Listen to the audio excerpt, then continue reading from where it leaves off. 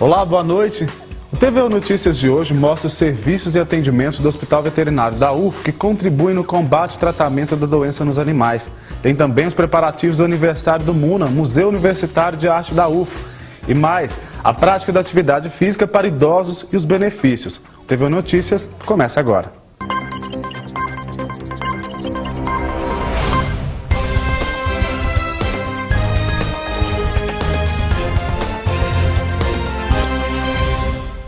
O câncer é uma doença grave que afeta não só o ser humano, mas também os animais. E o Hospital Veterinário da Universidade Federal de Uberlândia oferece serviços e atendimentos que contribuem no combate da doença nos pets. Dona Giovanisa convive com a Mini, esta pequena cadela, há mais de 10 anos. O animal foi doado por um conhecido que viu na aposentada a pessoa ideal para cuidar dela. Mas nos últimos anos a saúde da Mini começou a preocupar. Tudo começou com uma ferida em uma das pernas. Primeiro de tudo, ela nasceu um caroço assim na perna, um caroço cheio d'água. Aquela água ficava pendurada assim. Eu mandei tirar e daí deu que era câncer, né? E sarou, ficou um ano boa. O animal passou por 2 cirurgias, mas o câncer de pele voltou. Dona Giovanisa não recorreu ao tratamento por meio de quimioterapia, com medo do animal sofrer com o procedimento. Fiquei com medo porque ela está velhinha, né? Mas devia ter feito, porque agora voltou, mas voltou muito agressivo, muito para valer mesmo. E a cadela não está sozinha nessa situação. Com o aumento de expectativa de vida, o número de cães com câncer cresce a cada ano. No Brasil não há uma estimativa, mas segundo essa especialista, o aumento de casos por aqui também é uma realidade. Hoje em dia melhorou muito a questão de ração, vacinação. Então, juntando as duas coisas, esse contexto do proprietário com o animal e os avanços na medicina veterinária, isso tudo tem contribuído para que o animal viva mais. Então, como o animal vive mais, aumentou também as doenças que atingem animais idosos. Atualmente, o Hospital Veterinário da Universidade Federal de Uberlândia consegue diagnosticar as doenças e realizar procedimentos cirúrgicos. E muito em breve será possível também o tratamento de quimioterapia diretamente aqui no hospital. A partir da implantação, além desse acompanhamento que a gente já oferece hoje, nós vamos conseguir fazer a quimioterapia aqui no hospital, que hoje ainda temos um pouco de dificuldade. Não tem no Brasil, nas universidades, um modelo que está sendo criado aqui na UFO, que é um modelo semelhante ao Hospital de Câncer de Humanos, seguindo as normas de biossegurança na manipulação. O serviço será oferecido dentro dessa unidade, que ainda está em construção. O funcionamento deve iniciar no primeiro semestre do próximo ano. O espaço que ainda precisa ser finalizado conta com 5 ambientes. Aqui onde eu estou será um consultório, onde os animais serão atendidos. Logo mais à minha frente funcionará a sala de quimioterapia. As demais salas serão destinadas à manipulação das drogas. Estamos trabalhando, já temos o espaço já construído, já temos a questão de todo o fluxo do ar, tem toda uma engenharia por trás, né, me ajudando nesse projeto, que também a gente já conseguiu finalizar. Agora estamos aí na parte de aquisição dos equipamentos. Então, espero que em breve esteja funcionando. O assunto agora é a terceira idade. A prática de exercício físico, além de combater o sedentarismo, contribui de maneira significativa para a qualidade de vida dos idosos. Confira a reportagem. Aos 91 anos, seu Walter corre e faz musculação todos os dias. Por indicação médica, o aposentado começou a praticar os exercícios aos 80 anos e não para mais. Os motivos ele tem de sobra. Eu faço caminhada, corro no Sabiá 2,5 km todo dia. Venho para a academia, malho também, né? E aqui eu faço musculação, levantação de peso, essas coisas todas. Nas academias, os idosos ainda são minoria, mas essa cena pode mudar em breve. Quem pratica exercício não cansa de listar as vantagens para a saúde e ainda dá um empurrãozinho para quem precisa de incentivo. Eu tenho pressão alta. Isso fez com que eu reduzisse a quantidade e a dosagem dos medicamentos que eu tomo. Então, para mim já é muito. A primeira pessoa que insistiu para que eu fizesse academia, frequentasse academia, foi a minha cardiologista. Eu me sinto bem melhor, né? Mudei minha alimentação, durmo melhor, Eu só tenho que agradecer ter começado e falar para quem não começou para começar, né? Mas antes de começar qualquer atividade física, é preciso procurar um médico. A fisioterapeuta Lilian ressalta que são poucas as restrições para quem está na terceira idade. Na terceira idade, nós temos algumas perdas. Nós temos uma perda de massa muscular, uma perda de densidade óssea, perda de equilíbrio. Então, assim, a atividade física, o exercício físico, ele influencia muito, é diretamente ligada a essa questão do aumento da massa muscular, do aumento da densidade óssea. E isso tem a ver com a postura, tem a ver com a marcha, que é algo muito importante, essa questão de evitar a queda do idoso, que isso é muito importante. É algo que é um marco na vida do idoso, essa questão da queda. Melhora também a socialização, que é algo muito importante. Ele está convivendo com outras pessoas da mesma idade, mais novas do que ela. Isso é muito importante. Geni é professora de educação física aposentada e ressalta a importância do exercício. Segundo ela, as pessoas têm medo de chegar na terceira idade por desconhecimento e falta de informação. O corpo humano ele foi feito para o movimento. Se não movimenta, ele entende que tem que parar, que ele tem que adormecer. Então, tudo tem que ser estimulado. As pessoas têm muito receio de falar que estão na terceira idade. E não é um receio, é uma conquista. E isso é um ganho produtivo para todas as pessoas. Hoje, ela legalmente inicia aos 60 anos. Mas também nós temos que ela se estendeu, essa longevidade está longa. Há pouquíssimo tempo atrás, as pessoas envelheciam e estavam pertinho de morrer. Então, ninguém queria envelhecer. Mas hoje tem que se querer envelhecer, porque ainda você vai estender muito a sua vida. Cabelos bonitos e saudáveis é o desejo de muita gente, principalmente de quem sofre com a queda constante dos fios. Nessa hora, muitos não sabem o que fazer ou outros simplesmente aceitam a queda como um processo natural da idade. Nesta reportagem, você vai conhecer as principais causas deste problema e como fazer para tentar evitar e tratar. Quando o assunto é cabelo, basta a gente falar na palavra queda para muitos ficarem com os fios de cabelos em pé. Nossa senhora, o maior medo da mulher é isso, ficar careca. Inclusive eu tenho queda e eu trato direto. Com dermatologistas, com vitaminas, com bons produtos no cabelo. Muitas vezes os primeiros indícios começam a aparecer na hora de pentear ou escovar os cabelos. A Adriana é dona deste salão, que oferece uma gama de serviços. Dentre eles estão os que cuidam do cabelo. Tem os tratamentos, os shampoos, condicionadores, o shampoo certo para usar, para não provocar oleosidade. Tem os tratamentos através de vitaminas. Segundo a empresária, sempre aparece algum cliente reclamando que os cabelos estão caindo. Este salão é frequentado por homens e mulheres e a queixa de queda de cabelos por aqui é bastante comum, tanto delas quanto deles. O homem ainda tem a propensão genética, né, que tem a calvície, que ele já vem herdando do pai e das gerações dele, então ele hoje preocupa-se mais. A equipe do salão bem que tenta ajudar no que pode, mas a Adriana bem sabe que antes de qualquer coisa, o mais indicado para lidar com esse tipo de problema é procurar um especialista após os sintomas. O certo mesmo seria procurar o dermatologista para saber se está faltando alguma vitamina no corpo, a causa de estresse, etc., para depois procurar o salão, né? Para o salão poder tratar a parte externa. De acordo com essa especialista, as causas de queda de cabelo podem ser variadas. Uma das mais comuns é quando a gente tem um fator genético, onde o cabelo vai ficando mais fino. Ele acomete uma grande parte dos homens, 80% dos homens e até 50% das mulheres. É uma doença das mais conhecidas, ela é crônica e ela vai piorando se ela não for tratada. Além da parte genética, muito comum também são causas de queda específicas. Queda por alteração de tireoide, queda após uma cirurgia, queda por emagrecimento, queda por alguma doença específica também pode levar à queda.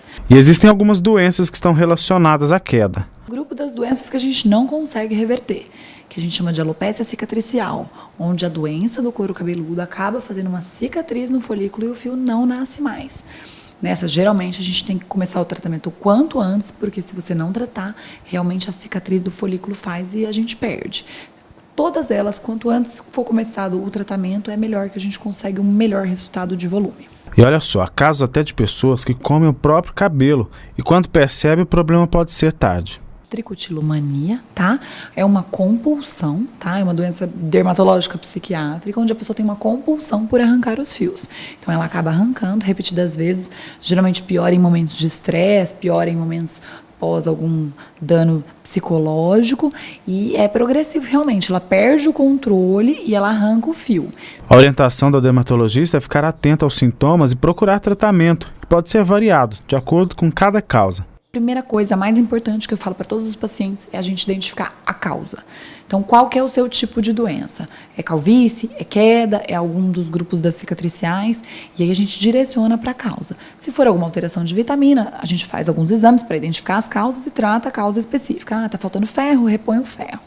Se for uma causa, por exemplo, genética, a gente tem vários tratamentos para ela, misturando, às vezes, medicações orais, loções, laser, injeções. Tem vários recursos hoje para a gente tentar restaurar o volume perdido. Assim, depois das orientações, dá para continuar exibindo os belos fios por aí. O TVU Notícias vai para um rápido intervalo, a gente volta já já.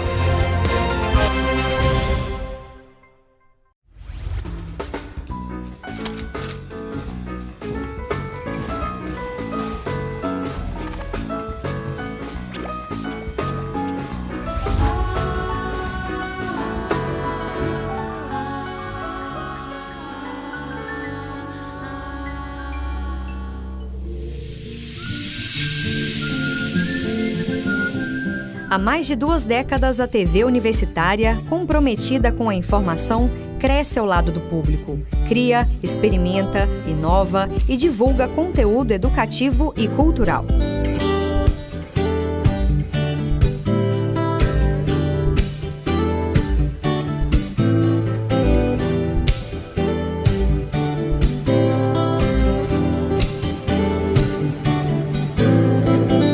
É nessa mesma sintonia que a Universitária FM caminha. Com uma programação diferenciada, a emissora produz e veicula programas de diversos gêneros. Programação educativa e de qualidade. Rádio e TV Universitária de Uberlândia.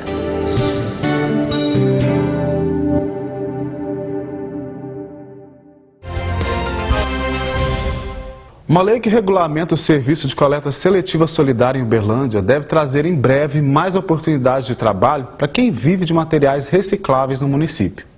Dona Cila trabalha como recicladora. É daqui que ela tira parte do sustento da família. Pago meu terreno, eu ajudo dentro de casa. E eu ajudo minha mãe, que ela é acamada, né? Ela conta que sem a renda conseguida no local, a vida seria muito mais difícil. E eu deixei de trabalhar de carteira assinada, me trabalhar aqui, ó. A idade também não dá mais de trabalhar de carteira assinada. Eu já tenho 62 anos. A recicladora trabalha nesta associação de catadores e recicladores que beneficia diversas famílias. Papelão, a garrafa PET, tudo, tudo que é reciclável, traz aqui para o barracão, a prefeitura, tá? Sem custo nenhum para associações e cooperativa. Os associados aqui apenas faz a triagem, prensagem e nós envia para fora ou até mesmo aqui dentro. Hoje aproximadamente são 15 famílias diretas e 20 indiretas que trabalham nas associações, tá? O material ele é totalmente gratuito, né? A prefeitura com parceria com a prefeitura, trazendo para o barracão e vendemos e fazemos rateio igual para todos os associados. E uma lei que trata sobre o serviço público de coleta seletiva solidária foi aprovada recentemente. Ela deve trazer ainda mais oportunidades de trabalho para as associações e cooperativas que estiverem cadastradas. A lei foi sancionada no mês passado e passa a valer depois de 160 dias da publicação no Diário Oficial. A mudança vai alterar a vida, principalmente, desse pessoal que trabalha aqui todos os dias. Já há mais de 4 anos nós estamos lutando para essa lei estar em vigor. Graças a Deus conseguimos com o apoio do Executivo, né? Essa lei vai ser vigorada a partir agora de novembro. Essa lei vai vir para agregar valores, ainda mais no período dessa baixa. Com a lei, os associados e cooperados passarão a receber por tonelada de resíduos coletados ou por tarefa executada em eventos ou ações definidos pela Prefeitura. Uma média de 40 toneladas por mês passa por aqui. E a expectativa é de que novos catadores se tornem associados e o volume de material coletado aumente com a mudança. Esse espaço que nós conseguimos com a lei, através do material que vai vir para os barracões, por exemplo, o material que a Limperbras ia levar para o lixão, a gente vamos trazer aqui para dentro do barracão, que é feito a coleta seletiva e nós vamos ganhar por tonelada. Sônia foi catadora durante 6 anos e agora trabalha como recicladora dentro da associação. É daqui que ela também tira cerca de um salário todo mês, dinheiro que ajuda nas despesas de casa. Ela, sem dúvida, faz parte do grupo que será beneficiado. Eu desde 2006 que eu catava na rua. Aí na rua era um sol muito quente, a gente cansava demais. Aí eu passei, trabalho aqui no barracão. Pago aluguel, pago energia, faço despesa, compro os objetos às crianças. Esse trabalho é muito importante para a senhora. É uma bênção de Deus. Pois é, a gente espera que o serviço seja ampliado, né? Vamos ver agora como fica o tempo nessa terça-feira. Em Uberlândia, mínima de 20 e máxima de 28 graus, com possibilidade de chuva a qualquer hora. Saiba como ficam as temperaturas em outros municípios da região.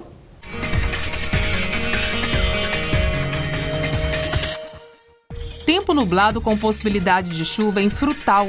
A temperatura varia entre 23 e 29 graus na cidade. Mínima de 24 e máxima de 31 graus em Iturama. Céu nublado e sem chuva. Em Araxá, tempo nublado, sem possibilidade de chuva.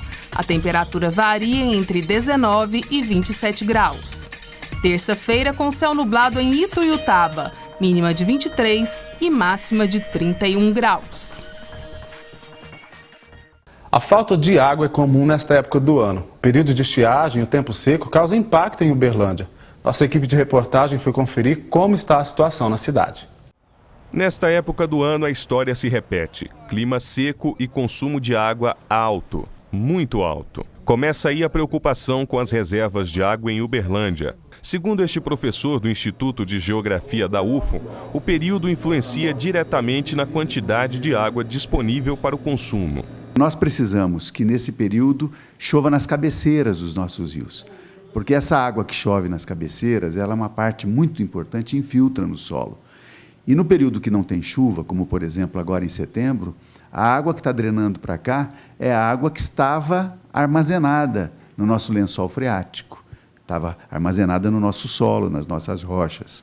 No Departamento Municipal de Água e Esgoto, DEMAI, levantamentos sobre o consumo de água na cidade são constantes. Para se ter uma ideia, em abril desse ano, o consumo cresceu 11% em comparação com o mesmo período do ano passado. Segundo a administração do DEMAI, a situação até o momento é considerada normal, mas a falta de chuvas pode causar problemas a longo prazo. Se houver uma estiagem prolongada, nós vamos estar conversando com a população se caso o manancial não corresponder, mas sempre pedindo para aquele uso mais adequado da água, de uma forma mais positiva do que a gente tem visto alguns desperdícios aí pela cidade. Então a gente sempre vai estar conversando com a população, interagindo com a população, com os veículos de informação, justamente para trabalhar esse aspecto caso venha ocorrer uma estiagem prolongada. Uma das principais represas que o DEMAI utiliza para abastecer as residências é a Bom Jardim, que está com níveis adequados até agora. Mas enquanto a chuva não vem, a população deve fazer o dever de casa: economizar água.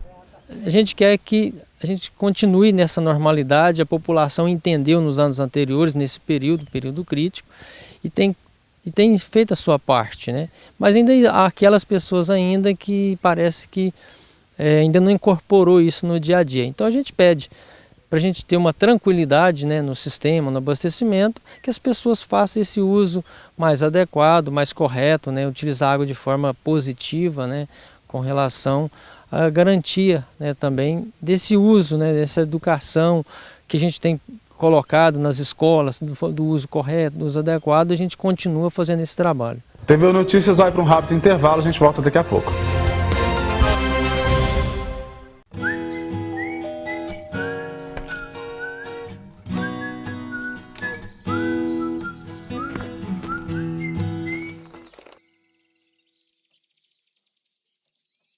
Nossa, do jeitinho que eu imaginava. Ele vai ajudar na construção da primeira etapa da Unidade 2 do Hospital do Câncer em Uberlândia. Ajude você também. Ligue 0800 34 20 62 e doe.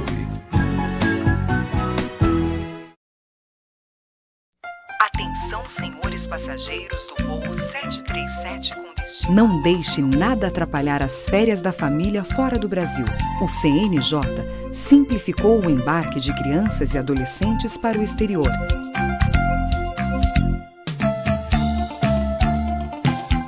Fique atento.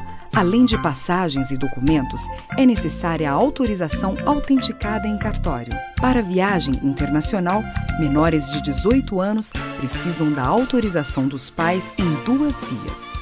O pai ou mãe que não viajar com o filho deve autorizar o embarque por escrito. Criança ou adolescente desacompanhado dos pais precisa ter a autorização com a assinatura dos dois. Acesse o site www.cnj.jus.br/viagem ao exterior.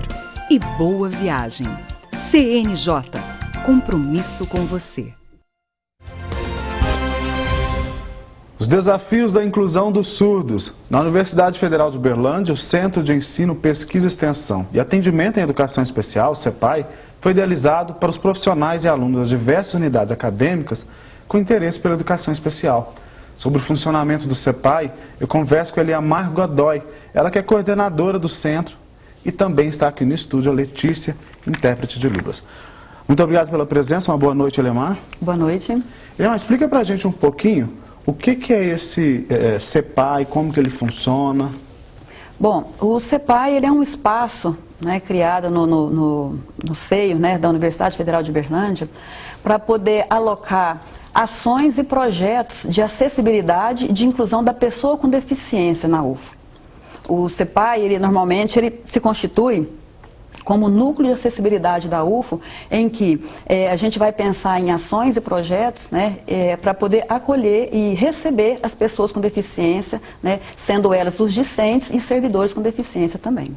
E lá vocês abordam, na verdade, várias deficiências, né? Hoje a gente está abordando aqui a auditiva, mas são várias as exploradas lá, né? Sim, normalmente o público-alvo que é atendido por um núcleo de acessibilidade, né, a gente chama de público-alvo da educação especial. Considerando nesse público-alvo, a gente tem pessoas, por exemplo, com deficiência física, não é, nas suas diversas modalidades. Temos também as deficiências sensoriais, que aí envolve a questão da surdez, né, e da cegueira. E aí na questão, o surdo se enquadra, né, nessa deficiência sensorial, não é? Também pessoas com transtornos globais do desenvolvimento, que são as pessoas que, né, características de autismo, né, dos seus diversos níveis, e também os alunos, né, e pessoas também com altas habilidades e superdotação. E como que você avalia, Eliamar, a inclusão dos surdos, né, na educação, né, na escola comum aí, fundamental, enfim? Como que você avalia isso? Bom, a questão da inclusão do surdo, ela passa por umas necessidades bem diferenciadas, né, das demais pessoas com deficiência. Porque normalmente a legislação prevê o seguinte, ou determina, né, que cada pessoa com deficiência, ela deve ser recebida e atendida de acordo com a sua especificidade, com a sua necessidade, não é? Considerando isso, a necessidade do surdo, ela difere bastante das demais necessidades, considerando que a necessidade dele é linguística, é de linguagem, não é? Esse tipo de necessidade, ela envolve um trabalho um pouco mais complexo, né, em relação às demais deficiências. Então, o surdo hoje precisa de uma estrutura bem mais complexa, né, do que, de repente, uma pessoa com deficiência física, né, que carece de uma necessidade, né, mais estrutural. Para atender o surdo com essa necessidade comunicacional, o CEPAI desenvolve algumas ações específicas, né? Considerando a especificidade, por exemplo, do discente surdo, esse discente surdo, ele conta com o apoio do CEPAI no sentido de a gente oferecer para ele o atendimento educacional especializado. Em que aspecto? Ele, matriculado em diversos cursos, né? Hoje a gente tem diversos surdos matriculados em diversos cursos.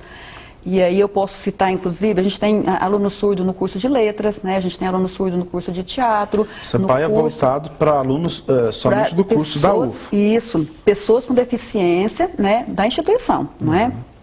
tanto discentes quanto docentes com deficiência. E né? quais são esses tipos de ações que vocês desenvolvem lá? Então, aí considerando que a gente tem alunos surdos, né, voltado na perspectiva da surdez, matriculados em diversos cursos, esses alunos eles precisam de ter acesso a textos, né, e na sua grande maioria em língua portuguesa. A língua portuguesa para o surdo hoje é um desafio muito grande, certo?